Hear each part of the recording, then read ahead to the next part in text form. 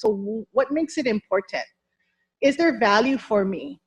And my biggest is, what's my role, if any, do I have to this? Especially if I'm not Hawaiian, right? Where's the connection? Why do I need to know this? If I'm not really working in a certain area, like in research or policy, why is it important to me that I have an understanding to this? So that's my burning questions. I do need a disclaimer, and the disclaimer is my comments or my slides are really potentially seen through an Indigenous worldview lens. So a little bit about me. I'm born and raised on Maui.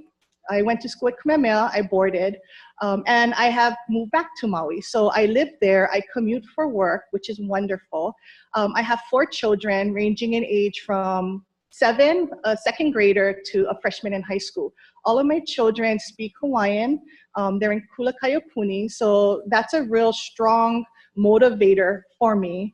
And then my husband's from Kauai. So his family's from Kauai, and he chose to come to the best island on Maui and live and raise our kids. So I gotta give a shout out to the Maui peeps and neighbor island people, because I think sometimes they get lost in the shuffle of trainings. So welcome everyone. Oh, that's one of my questions, sorry. Who can answer for me? And so Valerie, you gotta look on who chimes in fast. Where are we in that picture? Where are we? Who, where? Great, Haleakala. I hope people got it right. So what's the significance of Haleakala when we talk about health and from an Indigenous worldview? So we know a lot of our Polynesian cousins, especially down in Aotearoa, have that connection to the demigod Maui, right? Maui, sun, Haleakala. But also for Haleakala, it's that piko. It's the starting point for many Hawaiians. Many people who live on Maui have a connection to Haleakala and what it all encompasses. So for me, that's a really powerful start of centering who we are, understanding where we come from. You know, in Hawaiian culture, it's also recognizing your kupuna, where you come from, and it's also where we're going. So I don't only look at what my kupuna did for me to get me here, but how do I perpetuate that for my children forward and my grandchildren and great-grandchildren, right? So in working with the Native Hawaiian family, it's that all-encompassing, how do they connect? What is their connection? And that, I believe, is a huge factor in working with our population. So for many of you, just a quick history of the health of our Hawaiians. So prior to colonization, epidemic-free, all of those things you probably read in history books that, especially the use of traditional practices. So traditional medicine, la'au lapa'au, lomi lomi, those kinds of things were mostly used for injuries. It wasn't about how do we stay healthy. Our people were very healthy.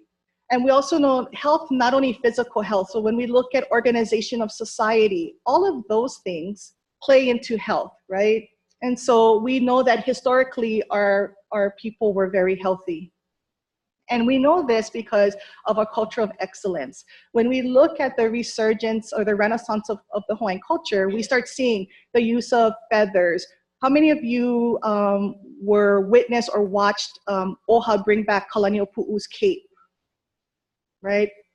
So it's those kinds of pieces. When we look at that, or we go to the Bishop Museum and we see all these artifacts and we start to kind of go, wow, how did they use that? How did Hawaiians know that you could build a local i'a and make it almost like your refrigerator in the ocean, right? That they knew based on the moon phases, what would be the best time to plant? What would be the best activity to do? All of those pieces all add to the excellence of our culture of excellence. So we know we had visitors who came in and they brought profound changes, huge changes, both in health as well as within our society. And that was kind of the start of the changing of and challenging of our beliefs. The really cool thing when we talk about Hawaiian culture and our ali'i is the legacy that they really wanted to entrust to their people. And Queens here is a total example of that, where you have the king and queen going door to door asking for donations for this vision of health for their people, because they knew that times were changing. People often ask me like, well, if they were still alive, what do you think they'd say? I don't know. Times are so different than when they were here. I really couldn't answer that. But I would hope that they knew that whatever changes were going to happen, that they had to help the community as best they could, and that they knew how. So we have to look at, from their point, they were already in change and in turmoil themselves. So we know the Hawaiian population, and the statistics range, but we know at the high end, there was about 1 million Hawaiians pre-contact, right? And then we know that by the, I believe, 1900s, there was like 40,000. The number has totally like decimated. So currently for Hawaiians, and this is taken off of the census report, there are about 560 Hawaiians that identify themselves as Hawaiians nationwide. So not only in Hawaii, but across the continental United States.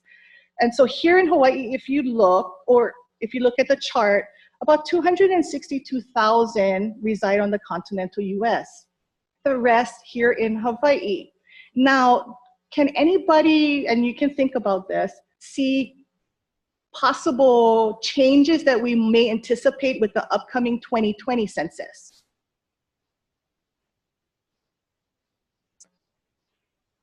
Well, let's think about this. If we're only maybe 30,000 people apart between who's here in Hawaii as well as those on the, based on those on the continent, do we anticipate potentially that the continent number will over exceed those that are here in Hawaii? Right. So that's a very strong potential. So that's why the 2020 census is really, for us at Papa Ololokahi, is really looking at how that impact may or may not shift. Not only when we look at number of people, but also policies, because policy is driven by a lot of those pieces, the census. So little history. Is there any questions so far? No? Okay, so let me talk about our mo'okuauhau of Native Hawaiian health. I like using this picture of the kalo because kalo is one of those staples in our communities that brings forth life, right? It's that whole cycle of haloa, that it feeds us not only the kalo piece that we can make into pa'iai and poi and all of those things, but we can also eat the leaves, we can also grow, we can also have agriculture. It's that whole cycle of ola, right? Of what is healthy, is that healthy lo'i that you see there. And it's also bringing together families to work the lo'i. So this picture kind of, to me, encapsulates ola, or the concept of ola. So OlaMau, and I like doing this. How many of you folks have heard of what OlaMau is? I have probably like a couple. Oh, come on, Dr. Akaka, you should be like, hands up, yeah. And hopefully those on Zoom, both on the neighbor islands and here and on the continent, have heard of OlaMau. But if you haven't, you can always Google www.papaololokahi.org, and you can see the whole OlaMau report. Well, so OlaMau was an opportunity that Dr. Kekuni Blaisdell took back in the mid-'80s, really bringing together professionals looking at the needs or the issues related to Native Hawaiians. Because, so travel back, right? We're in 1985, or let's go back further. In the 70s, you have this resurgence of identity, of culture, of need to reconnect, right, as Hawaiians. So you have this Constitution convention that went on in 1978. Hawaiian is designated as a second language. You have this growth of Hawaiian language schools in the earlies from Punana with the help of people like Larry Kimura. So you have this resurgence, and you have a champion in Dr. Blaisdell, who really at the time was walking both worlds as a medical doctor and as a really, as a Kanaka, knowing who he was and what he wanted for his people. He brought together individuals to really look at the health of Hawaiians. And this was really one of the cornerstones of Native Hawaiian health, because that was the first time that we were able to come up with recommendations, that things were put on the table that, think about it, back in '85, if you ever get a chance to look at this report, they're talking about incarceration rates, they're talking about mental illness, they're talking about substance abuse, things that we still see as prevalent today, but we're seeing it and making it black and white on this document 30 somewhat years ago, almost 33 years ago. And so this was really a pivotal kind of game changer for our community. And the other thing is, it wasn't just about this document. It was really broken up into pieces. So there was task groups. And as I listed here, the historical, so really starting to look at how historical maybe trauma, right? So before the buzzword of that came up, I think looking at some of those pieces, looking at mental health, nutrition, and dental, and starting to look at the whole concept of a person. And that's really trendy if you think about it back in the mid 80s. Well, from OlaMau, we actually was birthed. Papa Molokai was birthed based on the OlaMau report and the creation of the Native Hawaiian Health Care Act, and that was done in 1988. And that actually was a policy, a federal law that created Papa Molokai with the single objective of raising the health status of Native Hawaiians to its highest possible level. Now, when I read that, I think, holy smokes, that can be taken in 100, 200 different ways, right? It's pretty subjective. And that's the language that still remains in our current act. So let me see. Okay, so a couple of the critical findings from OlaMau from 1985 was that the report found that Native Hawaiians often didn't go and seek medical care for screenings or prevention or any of those kinds of things that when you look at today, we see that everywhere, right? Go and get your screening, go and check your blood pressure, go and check your heart. When you turn 50, you go and do this and that. Back in 1985, they were finding that Hawaiians were not doing preventive screenings. Second of all, they also went to a doctor or to a medical professional later in the stages of their condition. So a lot of times these individuals were already in the stage 4 phases of cancer or further along. And oftentimes when we asked them, when they were asked, how come, why did you wait? There was a strong belief in the community that you would go to the hospital or you would go to those places to die. It wasn't seen as a place of healing and health. It was, that's where I go to die. And so it's looking at those beliefs and how those beliefs can change or should change. And then third, we found that, or the report found that there were very few Native Hawaiians in health professions. Now, so we got to look back in 1985. They were looking really at the standard health professional kind of profession. So the doctors, the nurses, those kinds of things. When we look at that today, that's a real big range, right? We're not only looking at medical professionals, but we're looking at community health educators, we're looking at outreach workers, we're looking at people that touch the patients that are in our community. So that model or the health worker titles have really expanded from 1985. So the other kind of interesting statistics is that at that time in 85, the Hawaiians the overall death rate was about 34% higher than the US average. Now, if you scroll down those conditions and you look at the red, does one of them look kind of odd?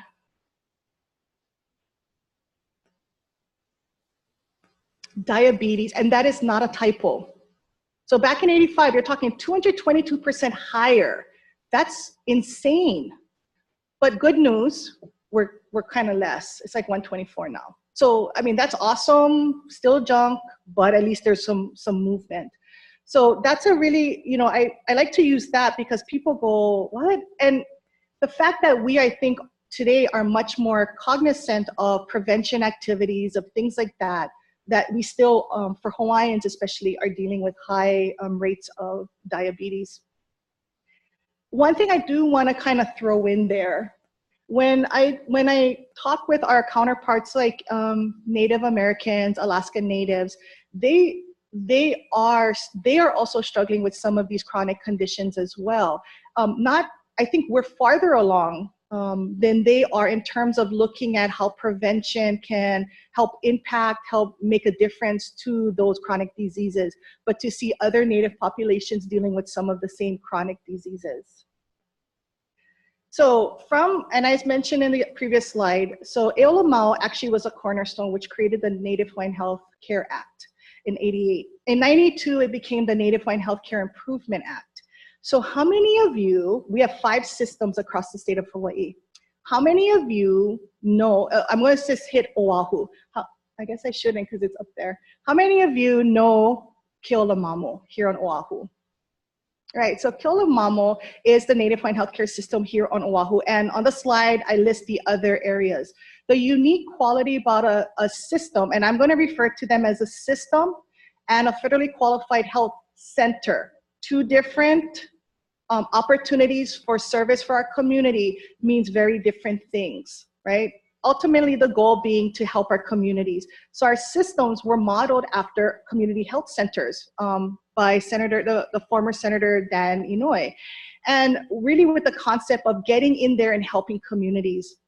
And so I would say that if I had to choose one word or a niche to describe our systems, it would be that they are the fly on the wall in their community. They're really good about engaging community and understanding what is the pulse of their community, which when you look at a qualitative or this movement in healthcare about reimbursements and things like that, for a physician or for medical institutions or centers, it's how do you use that type of a model to improve your system, right? So then you have your doctors who are seeing your patients, you have your APRNs or your nurses seeing those patients, but also working with community health workers to understand how do we get in? How do we work with you to engage the family, to build those relationships so that they can come in for services? Because if you're a nurse or a doctor, you're seeing them, or a social worker, your time to see them is limited. It's very prescribed, where the systems can take the time and the effort to engage, which we know for our community, it might take a little longer to engage. And not only Native Hawaiian community, but we know for a lot of marginalized communities, right? The piece of engagement is like 90% of the work. Once you break through and you engage, you're able to really find those gems that you're looking for to help them take hold of their health. Besides our systems, we also, the Act also tasks us with overseeing the Native Hawaiian Health Scholarship Program. So this program, currently the application is open until March 1st, and we scholar about 23 different professions over the last 20-something years, and I'll have a slide on that. We also oversee the traditional healing components, Native Hawaiian traditional healing components, as well as research and data. And research and data is looking at research done by, for, and about Hawaiians. So if you go back to our website, tons of resources you can look at. And then data is about how do we create data sovereignty? How do we take ownership of the data we collect, how we collect it, and how we analyze it, and that those in our communities, we're analyzing and looking at it the same way. Okay. So a little bit about Papa'ololokahi, and as I said, it's the easiest way to describe it is the Native Hawaiian Health Board, and just a little timeline. But what people need to understand is we're community-based, non-government entity, and we basically serve as the consultative body for the federal government when we talk about Hawaiian health issues. And that's really important to know. And these are all our systems. So as you can see, it's located on all the islands. And we do have Lanai and Kalaupapa on Molokai. So these are just really brief for those who might be zooming in. So on Kauai, Ho'olalahui is one of our systems. The kind of cool thing about this system is that they're also the federally qualified health center. So when we talk about collaboration in communities and building that partnership and really understanding what your community needed, it was looking at having these two opportunities merge into one entity so that they can better reach their community, right? It's a small island. To have competitive organizations may not have fit what the community wanted or felt would benefit them. And so coming together was a better option. Ke OlaMau here on Oahu, they do primary care out in Kuakini, and they are island-wide. The nice thing with all of our systems, if you guys are, yesterday I was on the Big Island, and I just got to share this, and we went to a stretching class down in Keaukaha, which is down in Hawaiian Home section in Hilo side, and it was amazing. This free stretching workshop. And the fact that I think for a lot of our community, there's things like that that's available in their area. You don't have to be Hawaiian. Yes, that's our target population, but they take anyone from the community. So those opportunities, I think when we're looking at those community health educators, community workers, to be able to have resources to refer their patients to is really important. Now, Pu'uwai, they cover, like I was saying, Molokai, Lanai, and Kalaupapa. And they actually are our only system that does kupuna services, and I mean in having an adult daycare center. So they actually have a day program as well as home health, which is really interesting because once again, how they came to that, it wasn't about we have to do it. It was the community asking, this is a need. We have families, we have kupuna who don't wanna leave Molokai. They want to stay there. They don't want to come to Oahu with their daughter or their granddaughter. They want to stay home, or they want to stay where their friends are and where they feel comfortable. And so Pu'uwai, working with the community, developed that. And I do, the caveat that I have is, at the end of the day, for a lot of our systems, the challenge becomes how do you sustain and how do you pay for those things? So that looks at policy and how policy plays a role in those pieces, right? Hui no Kelopono is our system on Maui. And the Hui is kind of cool because how many of you guys have been to KKV? Roots Cafe, awesome, right? Awesome, awesome. And that's what the Hui does. The Hui has a cafe there, Simply Healthy.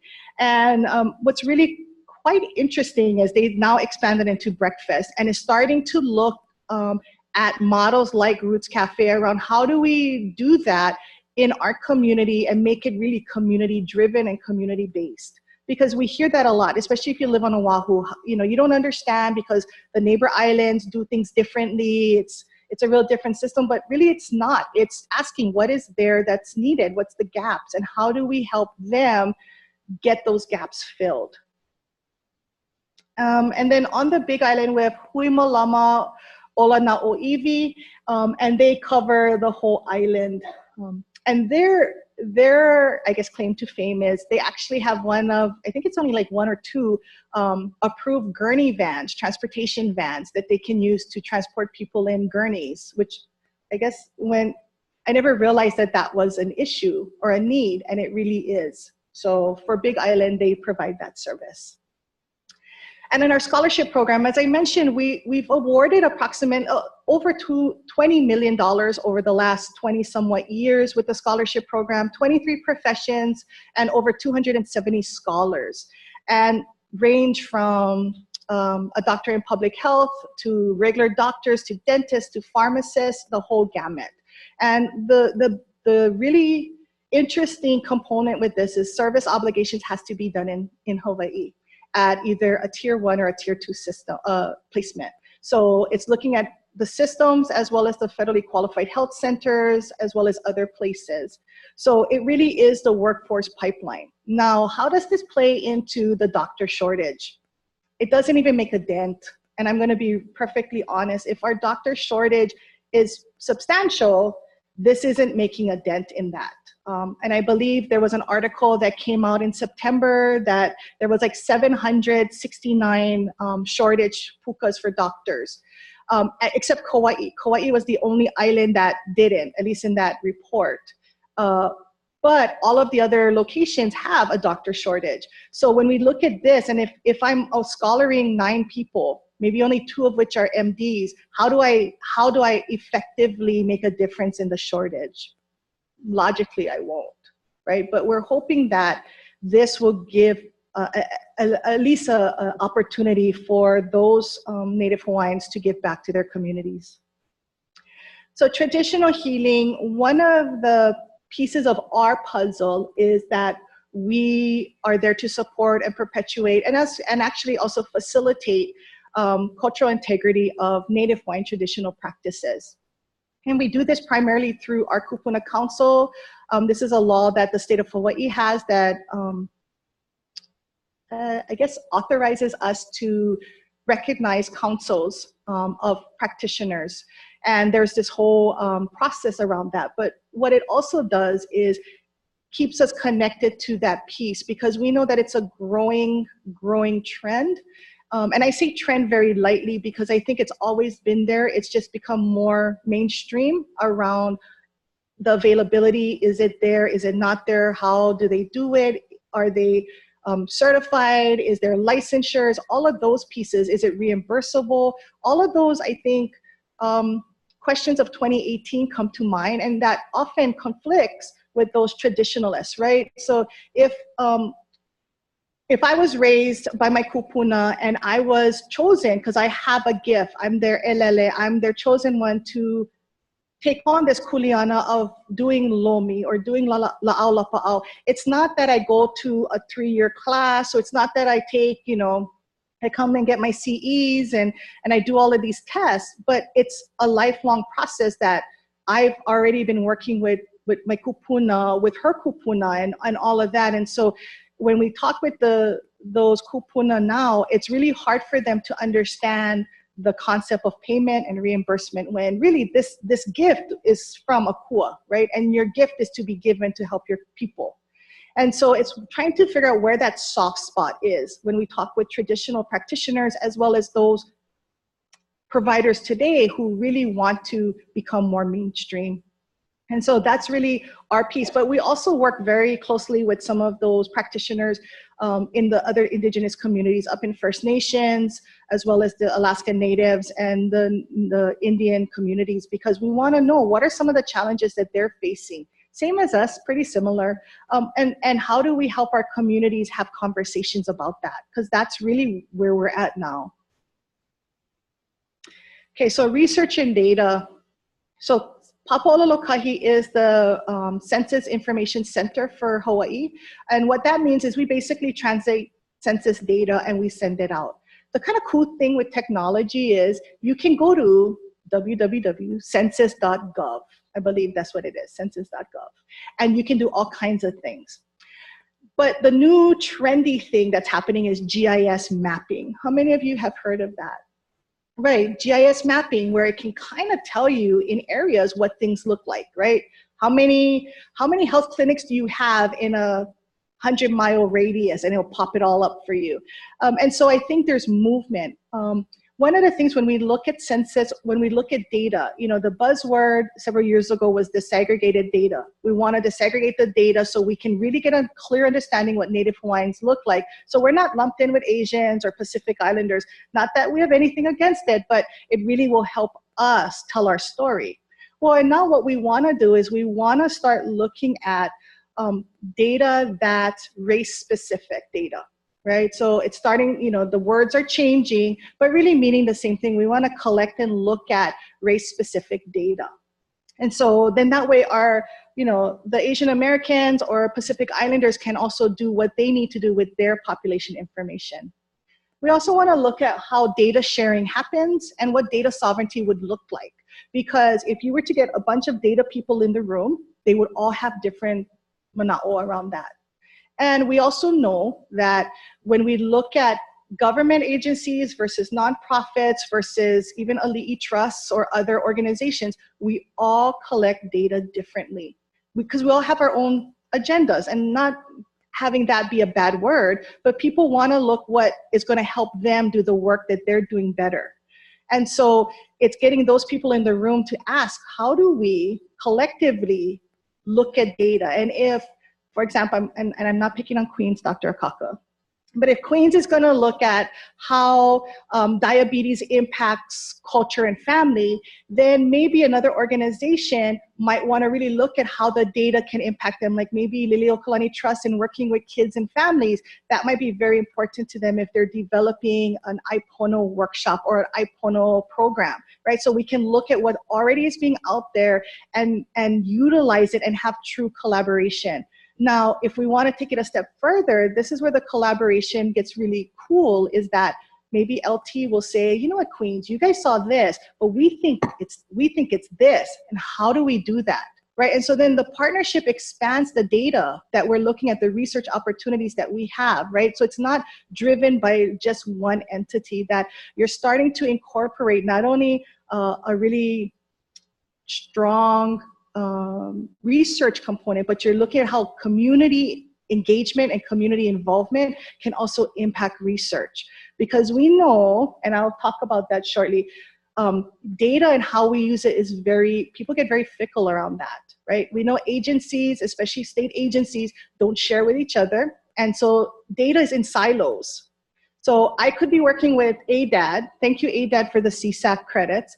And ADAD will be really generous in giving us the data around opioids, right? And how can we look at this issue from a community vantage point? They give us all the data. But I might ask another department, hey, do you guys have anything around Native Hawaiians and death or infant mortality? And I might not get it because they don't necessarily share. So I think that's really important, because we don't even know what the baseline is when we collect data. And so for data and research, we're trying to look at and using our OlaMau as kind of that platform to do that. And then currently we do research collaborations with JABSOM and with other community-based opportunities. I know the Ola Hawaii research team, which I don't know how many of you are familiar with our Matrix. It's now kind of converting to Ola Hawaii.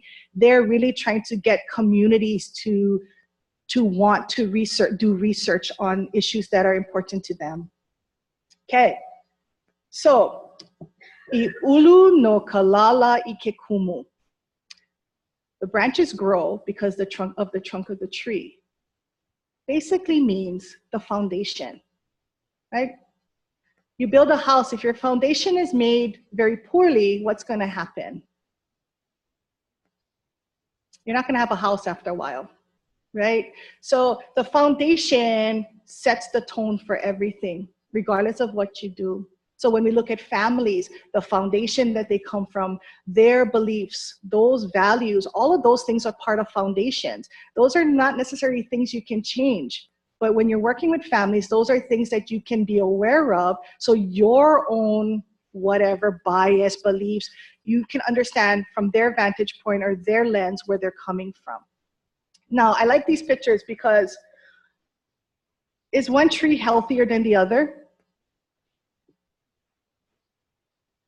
No? Yeah, maybe. One's kind of crooked.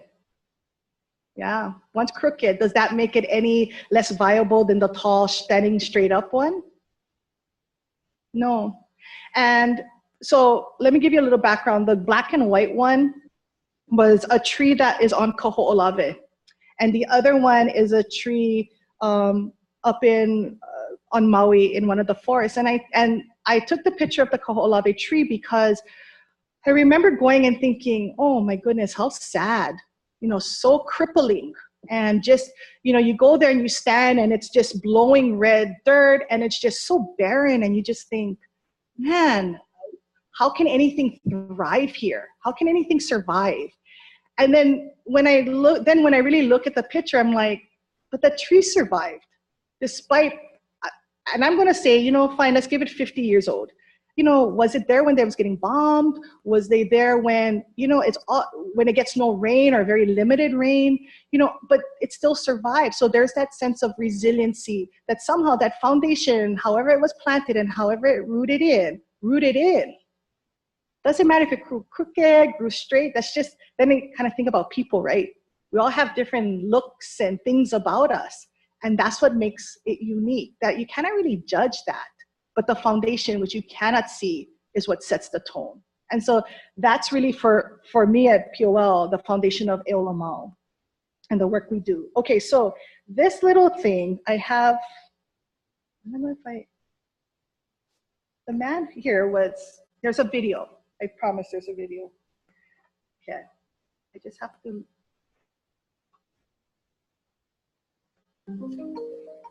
Can people hear? Health starts in our homes. It continues in the schools, is a part of our communities while remaining connected to the health of our land. In the Hawaiian framework of Mauliola, We know that when talking about health, we should also consider the health and well-being of our ohana, our community, and the aina. Mauliola balances our traditional concepts of the physical, emotional, mental, and spiritual health of our people. It further includes personal, social, economic, and environmental factors that influence health and well-being. These factors are also known as the determinants of health. Stress, discrimination, education, connection to culture, housing, and unemployment are all determinants of health. Our state law recognizes that all state agency planning should prioritize addressing these determinants to improve health and well-being for all, including Native Hawaiians. Let's take a closer look at how determinants of health can affect our lives and how we can support programs and policies that create positive systemic change.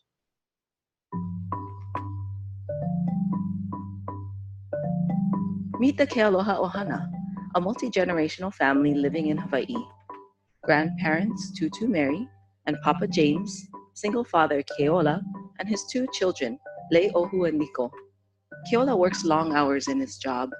Keola can't afford childcare, so his mother, Tutu Mary, cares for her grandchildren after school and on the weekends. The family has limited time to eat meals together. On a budget, they typically order from the dollar menus at the fast food restaurant close to their house. We can see that this family's health has limited time for activities that promote health and well-being, such as a connection to their culture, healthy eating, and time spent with the aina. Now, picture a program or policy that can change this family's determinants of health. Tutu and Papa go to their hula halau on the weekends where they get their exercise, connect with culture, and learn about upcoming community events.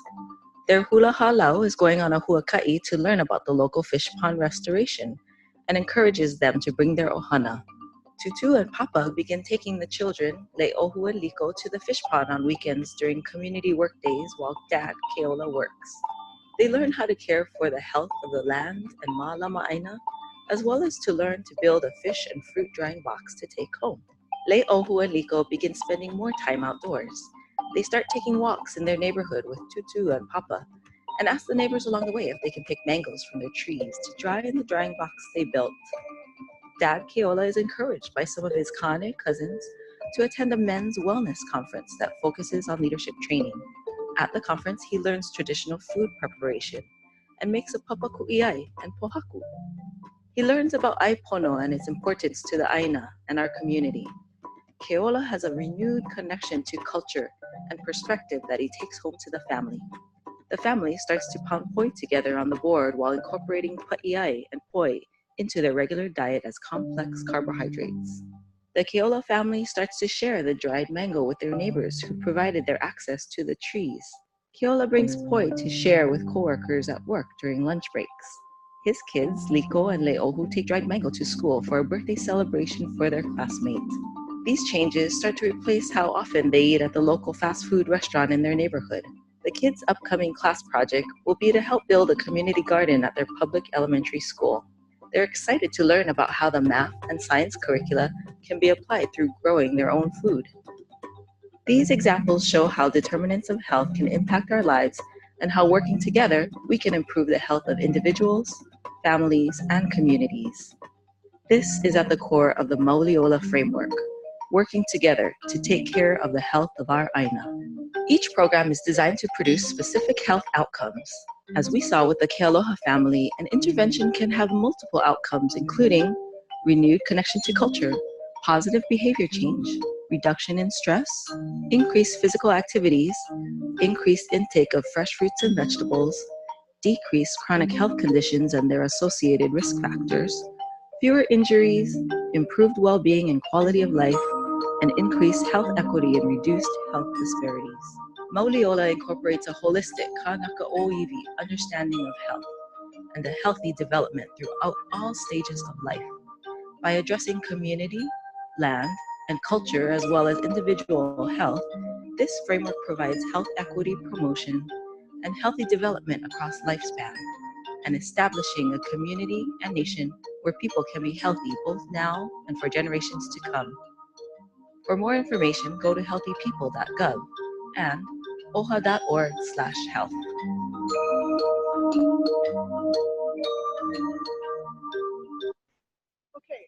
questions about the video you saw.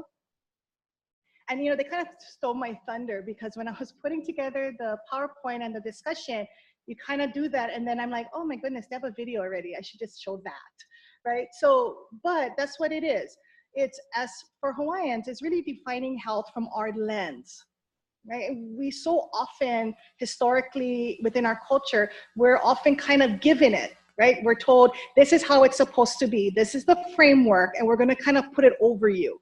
And you can figure it out. And that can be with any community, really, right? Is somebody else comes in and says, this is what we interpret it to be, and this is what it is.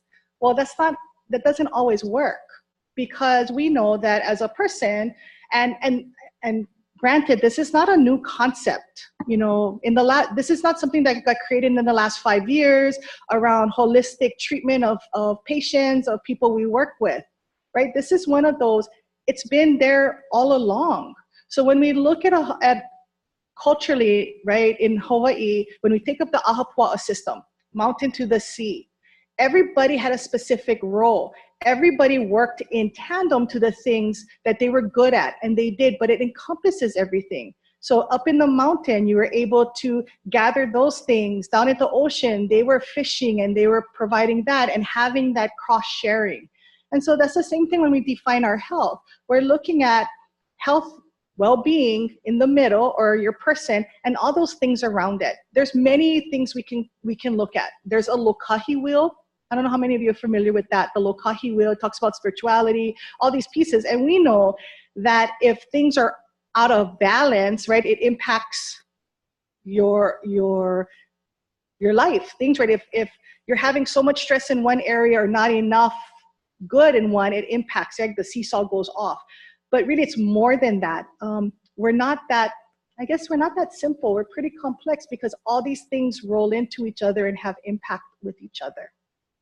So social determinants of health, the new buzzword right now. But if we really think about it, when I look back at OlaMau 1985, that's what the recommendations were.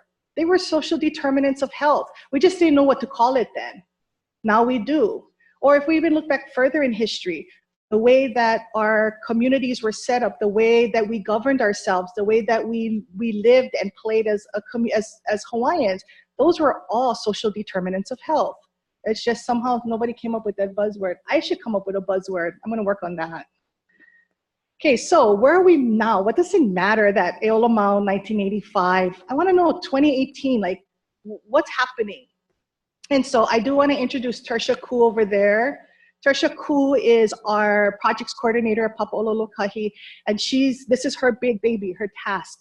We realized that 32 years had gone by, and we never really had a document update. We've done gatherings, I think in 1998, there's been milestone opportunities, but we've never reconvened and looked at the document and really started to dissect and find out where we are, where we're going. And so this was something we undertook in June of 2016. So if you guys were paying attention to when I started, yes, this was 2 months after I started. And we are I can touch the finish line cord. That's how close we are, which is very exciting. But we reviewed the 1985 report. We brought together people who are experts in those areas, but also those that worked in those areas that have that passion and excitement around Native Hawaiian health. And what we did was we began meeting via Zoom and as well as in person over the last year and a half. And we're at the point in April of 2017, I'm gonna move forward, we actually submitted a sample of this. This is our sample synopsis that was submitted, mental health and behavioral health. And I do wanna give a shout out to both Deb Goldberg and Earl Hishinuma, who are here at Queens, and Nalina Andrade. But this is really what we wanted to look at in, okay, what do we know about it? What has really taken off? What are some approaches that are working, but also what are some approaches that we think are going to be defining this area as well, the gaps as well as the recommendations of impact. So this was really the first opportunity, like an executive summary of where we were over almost a year period.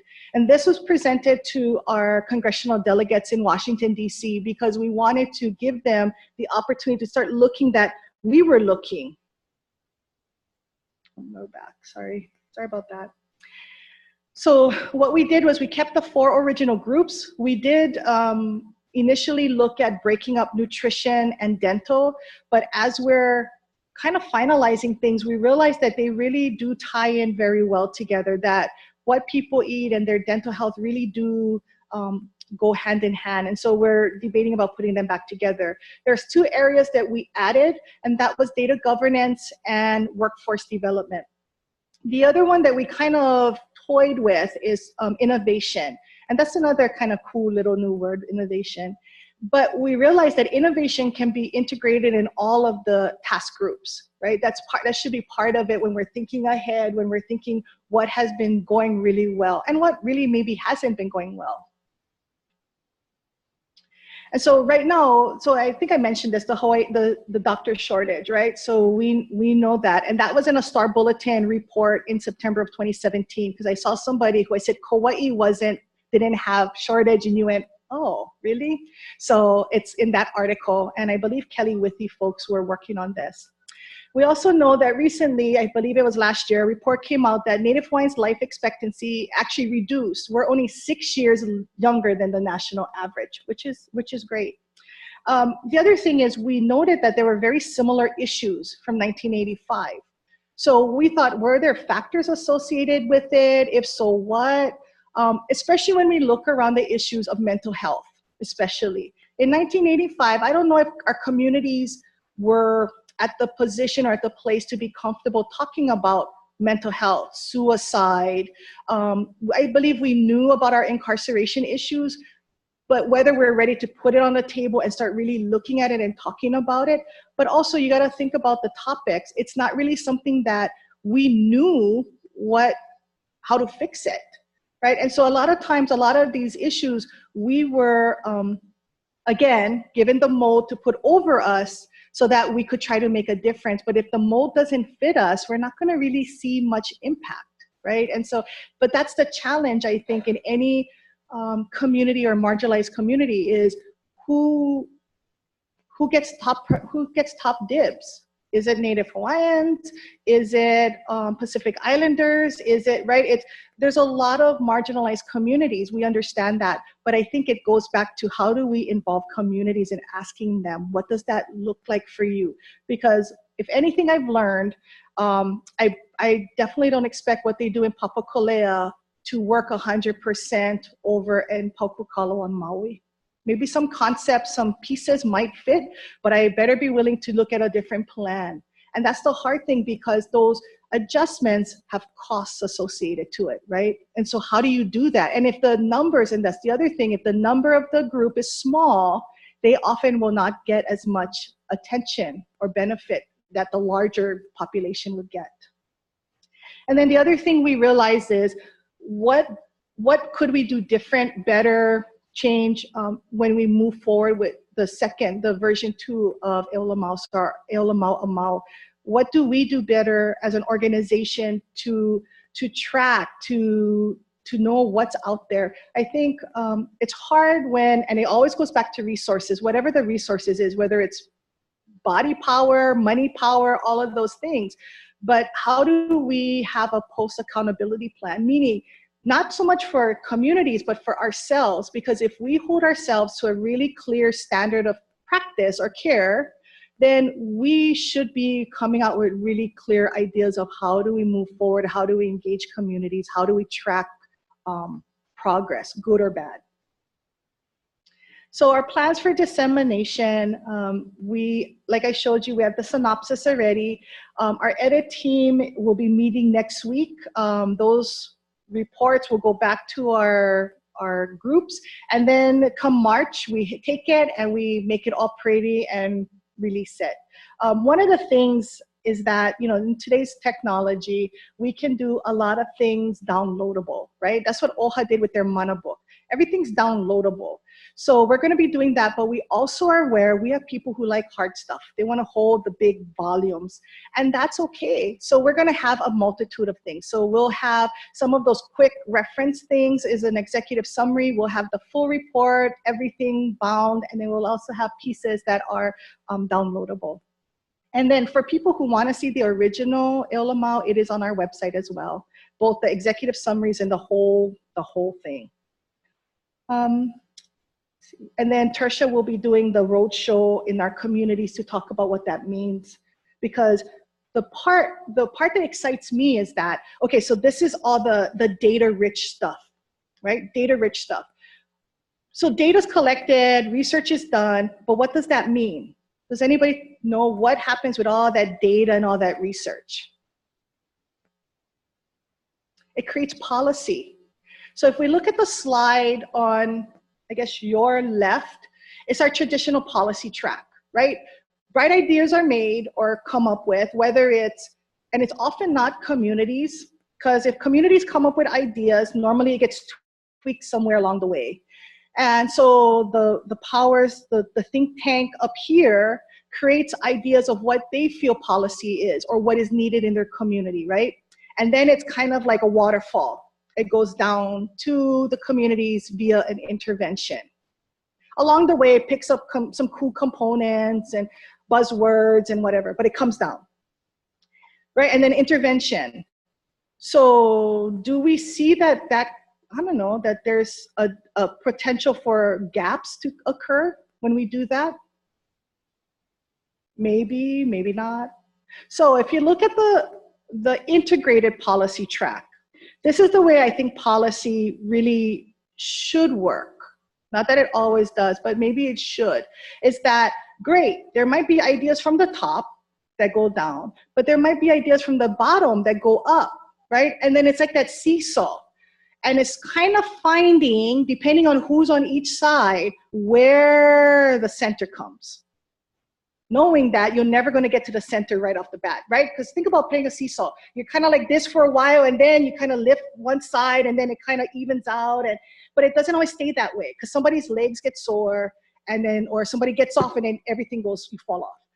But the thought that an integrated policy model or a track would give communities a stronger voice, as well as to have opportunities to have conversations with policymakers to really understand what's happening with our community. And that's what we're hoping OlaMau does, is provide talking points, and not to tell the policymakers, well, we want X amount of dollars, but what it is a tool to help people understand when we create interventions, however we do it, we need to kind of be mindful of concepts and communities.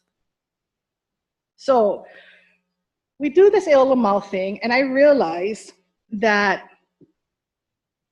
I can assume, and we never want to assume, I can create scenarios in my head about what is it that the community wants. We do this OlaMau, we take this research, we do this data, but what? And then I realized we should really ask our communities, right? I mean, that seems very simple in theory, but we often don't, for whatever reason. And so I go back to about 2 years ago when I first started, and we do a lot of things, right? And I thought, well, how do we know that that's what our community wants? How do we know what really is pressing for them when we talk about health in Native Hawaiian health? And so we did this really quick 3-minute pulse survey, and we blasted it out.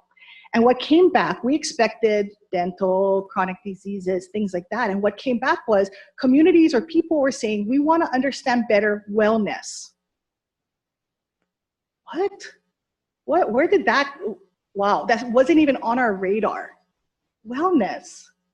And that was kind of like, okay, this is really important, because somehow, somewhere, we even got disconnected slightly, right? And we could justify how we can fit wellness into our pie, but if we really wanted to hear that and have interventions work, we needed to go back to our community. And so we made it a priority at Papa that when we do these data-rich stuff, that we also kind of partner it with community voices. So this year we talked with our community, and we're about halfway through. We talked about how does Hawaiian knowledge impact health? What does that mean to you? What does that look like for you when we talk about traditional healing, traditional knowledge, traditional activities? Because we know, well, there's that theory out there, right? That more connected you are to your culture, the more healthier you should be. So we kind of wanted to even test, like, do people even feel connected? What does connection mean to them? So what we did, and this is only from July through November, so 4 months, we got about 400 surveys. What we did was, it seems to be more Wahine responses than Kane responses. And then we did this really cool infographics that show you where we've gotten surveys from, right? So when I tie it back to potentially 2020 census and what might happen, right? That we might see more Hawaiians on the continent. Well, it's really important for us to ask the continent Hawaiians, well, what does that mean for you? What does Aina-based programming mean for you? Do you prepare food traditionally? Do you do Aina activities? Because if they're not, then we're creating opportunities like that. There's already a disconnect. And that's an unintentional disconnect, yeah. So that was really, and that's gonna roll out with our OlaMau as well, our final one. So when we look at health at a glance, we know all this stuff, the incarceration, the addiction, all of those things that we are disparate in. No, we already know that. So I think that's one of the pieces that OlaMau looks at, is that we know that. What we want is, how do we turn back, reverse it, or move ahead with pieces in place that can help us overcome it, or at least make some kind of effort to overcome. And then, you know, it's also looking at how we use our indigenous piece. Yeah, what does that mean for our people? And I know there's a question that we're going to get to after around Hawaiian, Native Hawaiian versus part Hawaiian, things like that. But it's also, how do we put a cultural lens or cultural spin on things and really mean it? Not just go, okay, we're going to be culturally competent. What does that mean? Well, you can be culturally aware, but again, it's the buzzwords that we put on ourselves because our profession has that, right? So we're going to use those wonderful words, but it's beyond using, it's actually believing and doing and having it be part of your culture of where you work or how you live. So value of Native Hawaiian health initiatives, right? We all know, we build a strong lahui, it's thriving, you have kupuna, you have keiki, you have this whole thing of values that help them create that, have them identify what values, what beliefs they hold strong, and your job is to help provide the buffet that they can select from. You can't make them take it, but it's offering the opportunities. And then, you know, when we look at the past, we always tend to look at all the not so good, right? When we look at it from today's point, as we look at how do we deal with the future. But, you know, I look at the black and white picture, and what it is that's a picture that they took when they were going around the roadshow they were against annexation. And I look at this and I go, my goodness, can you imagine being the artist looking at this group of people and the passion, how impassionate they were about an issue? And then I think, well, how does that, you know, that's really important. Our past really does connect us to where we are today and what we look at for the future, because hopefully we can learn some pieces that we don't make the same mistakes. And right, so when we look at the other cartoon, but you know, the bottom picture at Onipa'a, the 125th, you know, the fact that that flag rose up, and I can only imagine that swell of pride that the community had, is those kinds of pieces that are really important to capture and to be aware of. I throw in Ruth because I just think she's just this cool kind of entity in our history, and just so much that she stood for. She was very firm in her beliefs and what she wanted and how she wanted to do it. So why do we do this? Why is Native Hawaiian value or wellness so important when there's so many other issues that we know happen with other marginalized communities? Well, because for us at Papa'ololokahi, that is our task. Our task is to raise the health and well-being of Native Hawaiians to the highest possible level. So for me, that is my kuleana. Not that I don't look at other community cultures as valid, because we can learn from each other, but really that is my ultimate priority. But also we know that it's trying to figure out how we capture the essence and meaning of being Hawaiian and what that means. Because you have people that you might work with that are Hawaiian that don't feel connected, right? So even at that basic level, what's the significance of that connection or lack of connection? To understand the value of culture and finding a voice in being advocates. And now I'm not asking you to be the voice box for Hawaiians in your community or with your patients, but to give them the tools so that they can advocate for themselves. So it's those basic universal engaging skills, right? Give them the tools, pull from your toolbox to help them create those opportunities. I think being mindful as Hawaiians, the dual existent issue that oftentimes they struggle with. How do I work my 9 to 5? How do I provide in this Western life we live, but still be true to my culture and my community and what that means? And many Hawaiians still struggle with that, right? There's that belief that you have to give up one to get the other. And no, it's how do we help our communities dually exist? I think it's also being mindful. I say eliminate cultural misappropriations, but maybe it's just being mindful, building active awareness. And then I think I spoke to resiliency earlier when I talked about the foundation of the tree. So how do we do this? Well, it begins with you, right? Understanding relevant resources to your community, whatever community that is. But for Hawaiians, really looking at how the data, what is the data? Is the data skewed one way or the other? Is there enough sample to even give you a clear picture of what the research is, what the outcomes are? And then how do we truly get integrated into the work that we do? I think it's also valuing your culture. It's being good in your own skin. You don't need to be Hawaiian to work with a Hawaiian. What you need to do is understand who you are, where you come from, good, bad, values, beliefs, whatever you come with, baggage and all, because that's authentic and that's what is important in working with our community, is being authentic. You're not here to fix us. What you're here to do is help us figure out how we can do it ourselves. I think it's also being open to learning about or using traditional practices. I think especially for the medical professionals, the doctors, right? There's that belief around fear. You don't know, you're trained in a very Western model. How does this la'au thing work? And well, maybe go and learn about it. We're not saying you're gonna convert and be like prescribing la'au and sending them to the la'au practitioner. But what you're doing is you're building your own knowledge base so that when your kupuna comes and they're like, yeah, when I was growing up, I remember watching my grandma give me, the hibiscus and did this or the kukui oil, so that you're not looking at them like, what? But that you're going, wow, that's really interesting. And then what? How did it make you feel? And so I think it's having those kinds of open conversations and being okay with it and being okay saying, I've never heard that, and that's okay. It's also understanding your place and your role in working with your patients.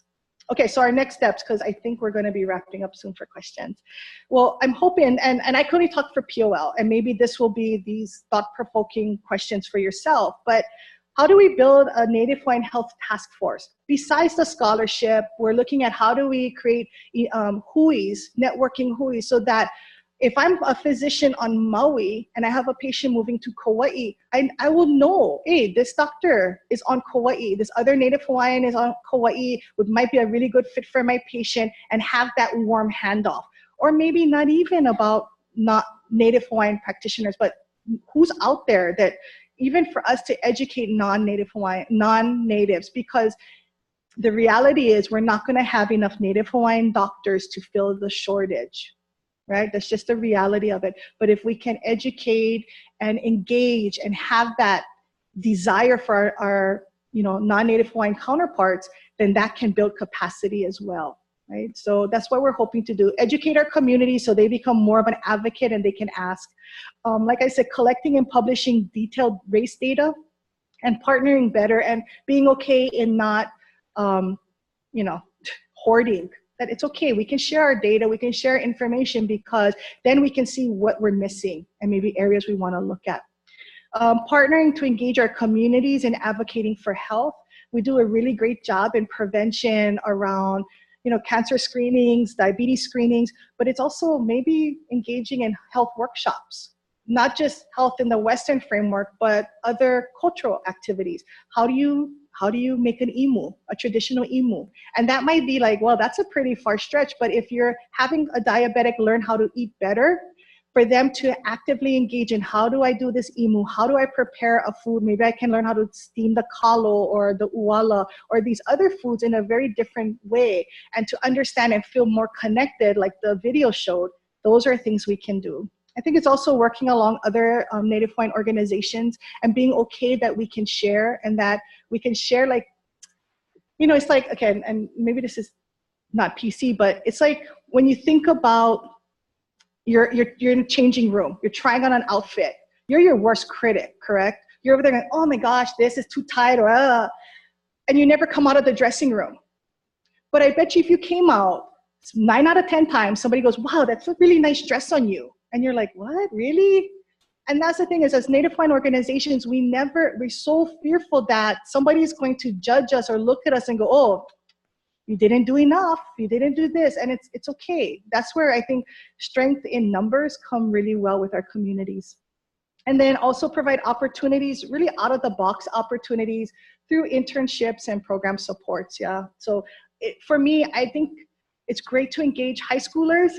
I think we need, and this is my opinion, I think we gotta start engaging at the elementary, because I find that these kids are very aware of what's going on, right? They know. And so to start planting those seeds, because by intermediate and high school, I think the likelihood of really catching them and engaging them, unless they're already there, is much more challenging, right? And that's when you get the family. Family still, and I talk from experience, when you have younger children, right, you all flock to watch them perform when they're like in preschool or in elementary. You're like, oh, snapping cameras, all wonderful. By the time they get to intermediate, you're like, what? You have another performance? Okay, yes, we're there. But you know, the excitement goes down. So I think it's looking at those opportunities outside the box.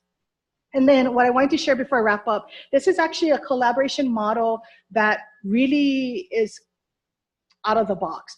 So the consortium is called Nalimahana Olono Puha, and those are all the founding organizations that created this consortium, really looking at it from a collaborative partnership, true partnership. And it's pretty interesting because it has kind of the vast medical institution from an education institution, health, qualified health centers, you know, it's the gamut. And I think that's where the direction that we need to go, that we need to ask for help, and it's okay that we all come together and have those conversations.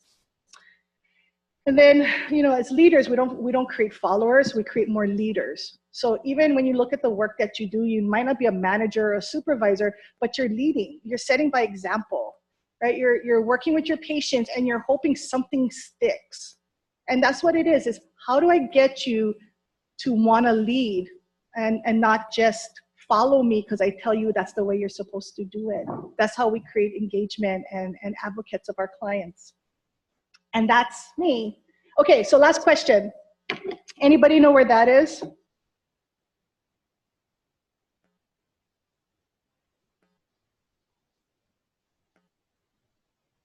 Close, it's not on Oahu. How about that? Maui, yes, I'm gonna give you that. It's in Hamoa, in Hana.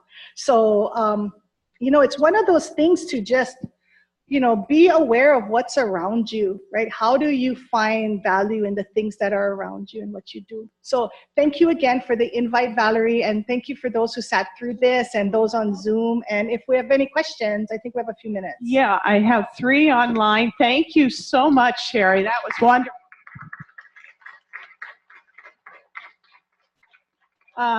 So there was one just recently about your survey. Who are you sending the survey to? I live in Hawaiian Homestead, enrolled in OHA, but never seen a Papalokahi survey. And then where are you in the same person? Where, oh, sorry. When and where are your road shows expected in the community? Okay, so I don't know which Hawaiian homes you're at. What we can do is get it out. We've been working with the SHAW, the Homesteaders Association, to get those surveys out. We have done some road shows at the Hawaiian Civic Clubs. We've been focusing on Oahu. We're going to be heading out to the neighbor islands, but the rollout of OlaMau on the road shows, I believe if you're on Maui, that's going to be, well, Molokai is in April, I know that for sure. I think we're trying to look at Maui shortly thereafter, and then Molokai and Big Island haven't been confirmed, but all of these have to be done by the end of June. That's our goal. Okay, that was from Trudy, and this one is from Anita. For data purpose, is there a consensus what is Native Hawaiian or part Native Hawaiian? So probably not. The census has the box, Native Hawaiian, Hawaiian. And my understanding from the census is part of the reason for that box is because there's still people who are Hawaiian, are native, are pure Hawaiian, lack of a better word. But there has been discussions in different schools around, why don't we just say Hawaiians? And that's true. I mean, I think that is a very realistic discussion. The challenge is going to be, how do we get everybody to change their forms? That's going to be the challenge. I think it took a lot to get people to move away from Hawaiian and Pacific Islanders. So we know that there's going to be some challenge around that. There has been some schools who have come to the table saying, maybe it's not even about being Hawaiian label, but maybe it's Kanaka. Because when we look at research previous to contact, a lot of the newspaper, a lot of the writings that were done were described them as Kanaka. So, you know, that's also another discussion, is maybe that's what it is they're Kanaka. Hawaiians were kind of, again, placed, right, because we live in Hawaii.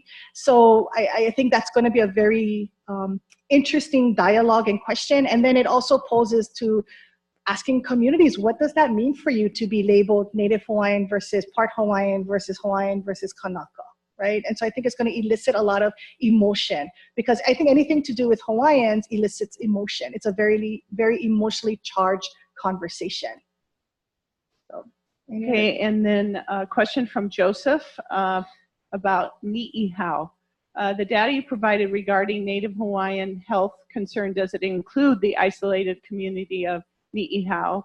Also, is there a program and system in Kauai? Kauai, yes, mention extending to Ni'ihau population. Thank you. Yes, so Joseph, for your question, on Ni'ihau, we do not have anybody that goes onto Ni'ihau directly, but Ho'ololahui has a clinic out in Waimea, and Waimea really is the hub of that community to come in. And so that's where our tie-in for the Ni'ihau community comes. It's through the Waimea clinic. And then Miles had a comment, race, and by implication, heredity and genetics data may not really be the correct factor. Ethnicity may be better, as it ties to cultural preferences for food and diet and activities, family having similar illnesses, less due to heredity, more because they tend to eat the same things and participate in the same activities. So it was just a comment. So I'm going to assume that that was based on the collecting race-specific data. Yes. And that is kind of, right, it's the buzzwords. So that's kind of the new verbiage that's coming out from a lot of these data folks around that I don't know if that's commonly used as more so that's something that they're wanting to use, kind of like the disaggregated data that's very commonly used. That's kind of the new terminology that they're proposing. Yes, and then the woman that asked about Hawaiian, Native Hawaiian, Trudy, she said, I'm in Waimanalo, so do you have a listing on your website? We can answer Trudy afterwards. Okay. Jennifer, is there a program where a licensed health professional able to apply for a loan repayment if they work in Native Hawaiian health care systems such as Waianae Comp?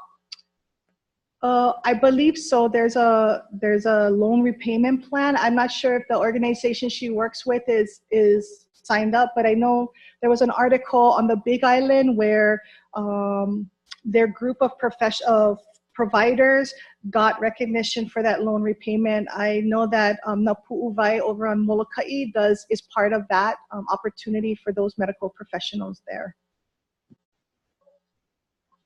Wait. Thanks, Kathy. You're welcome. So within the U.S. Department of Health and Human Services, there's the National Health Service Corps Loan Repayment Program.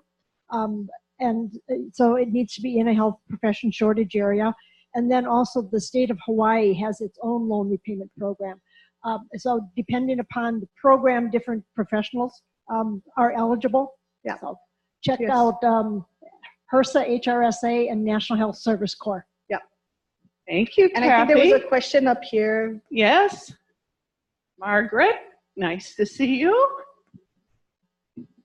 Hi, this is such an honor to be in the presence of this presentation.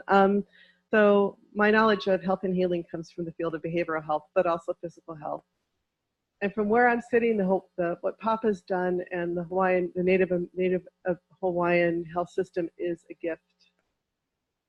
Because it manifests what health can be if you understand the deeply felt soul needs of a people who have been displaced. And just, I'm kind of new, so I think I can say this and it's okay, but there's many other ethnicities who came to the islands as indentured servants, who started out as being displaced.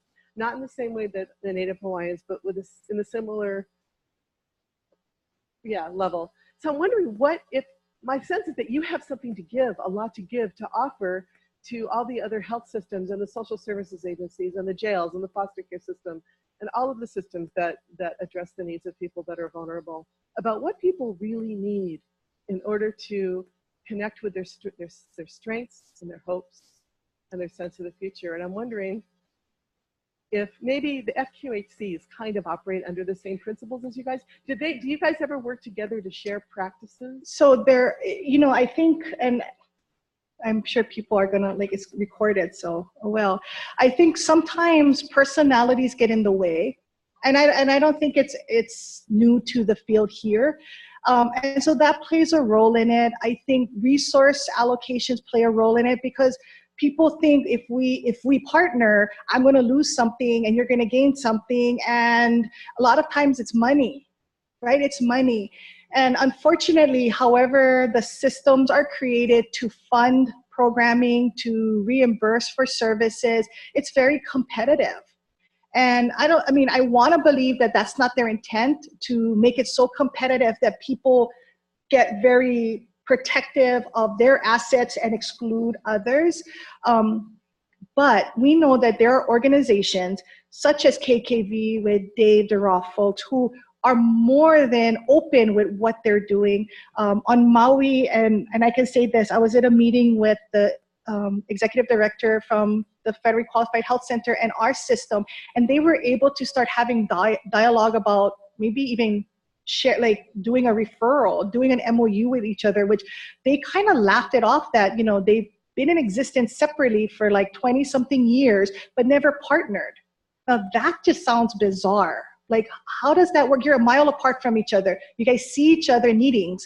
Why not? But I think a lot of it is unintentionally we're programmed that when we look for grants, we look for monies, right? We're competing. And it shouldn't be, because who suffers is the communities, unfortunately. And so I think we got to look at personality, because sometimes you just can't get past the personalities, and that's okay. But I also think it has to be a really an integrated belief in your organization. You cannot just say, I'm culturally competent. You cannot just say in a grant that we're going to do cultural activities for an hour every 2 months. No, that if you truly value being inclusive, if you truly value the beliefs of communities, then those are the values that your organization will have and display. So kind of like people, I personally cannot help people gain aloha. Nobody can do that. I cannot give you aloha. I cannot teach you aloha. But what I can do is the aloha that you have, I can help you figure out how to better utilize it in the communities in which you work. And that's the other thing is, being Hawaiian, it's never about myself. It really isn't. It's about the community. But my actions is what pushes forward, right? So it's never about what am I going to gain from it. It's about how is my community going to thrive better if I suck up my ego and pride and work there. Now, but it's also saying and being okay in stepping away. if it's not working for your community, then to step away. But that's a hard thing because communities get attached to the money and the services that potentially could be available, right? So you kind of get sucked into that inadvertently.